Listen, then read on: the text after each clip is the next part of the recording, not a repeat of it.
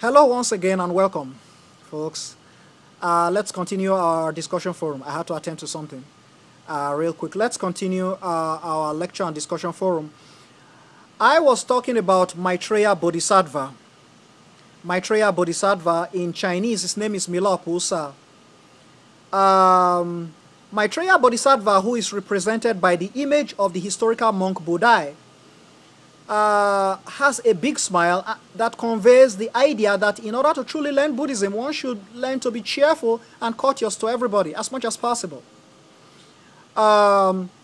Maitreya also has a huge belly. That's the Bodhisattva. He also has a big belly that represents fairness, flexibility, impartiality, patience, and tolerance. Okay, standing beside Milaopusa, that's Maitreya Bodhisattva, are the four heavenly guardians or Dharma protectors. They are symbolic guardians of the practitioners of the Buddhist way. Whom do they protect? Whom do they protect? They protect us by reminding us to educate ourselves and to safeguard the proper knowledge which we should learn. Each guardian portrays a different aspect of thought or action. The Eastern Dharma protector holding a lute symbolizes responsibility and safeguards the territory, which means that all of us, each and every one of us, all of us are responsible for ourselves, our family, society, and the country as a whole. If each of us performs our duties well, fulfilling our obligations, we support each other and ourselves as well. The Southern Dharma protector holding a sword symbolizes progress and teaches us diligence. He emphasizes the importance of constantly cultivating and advancing our virtue, wisdom and knowledge, and to improve performance in ourselves and our duties. This is similar to Confucian ideas of daily self-improvement. The Western Dharma protector holding a dragon or snake symbolizes comprehensive vision and knowledge gained through exposure to the world. He represents the need to open our eyes to observe nature and man, to refine what we see and learn, and to distinguish good from evil. The Northern Dharma protector holding an umbrella symbolizes comprehensive study and learning. Both teach ways of practice and how to achieve the goals in responsibility, fulfillment, and self-improvement. As the ancient Chinese have said, to read 10,000 books and to travel 10,000 miles. We read to gain more knowledge and travel to observe more effectively. We will then be able to improve ourselves and to perform our duties most effectively. Today, people visit the hall of Dharma protectors to burn incense, to prostrate, and to offer flowers and fruit praying for protection and safety. This is superstition. All the facilities, images of Buddha and Bodhisattvas, and any offerings made are teaching tools to instruct you, designed to inspire our mind with wisdom, enlightenment. They also serve to remind us of the importance of being enlightened instead of deluded on all issues, virtuous instead of deviated, pure instead of polluted. These are the three principles of Buddhist teaching and practice. So in summary, I think the key point, what we are talking about, there are so many issues that have been discussed here. But I'd like to say there is one very important issue I want you folks to remember. A lot of people have misconstrued Buddhism and think that, well, Buddhism is some kind of polytheism. Or Buddhism means worship of Buddha. Wrong. These are all totally wrong ideas, completely. I gave example yesterday with Bill Gates, who is the wealthiest person in the world right now.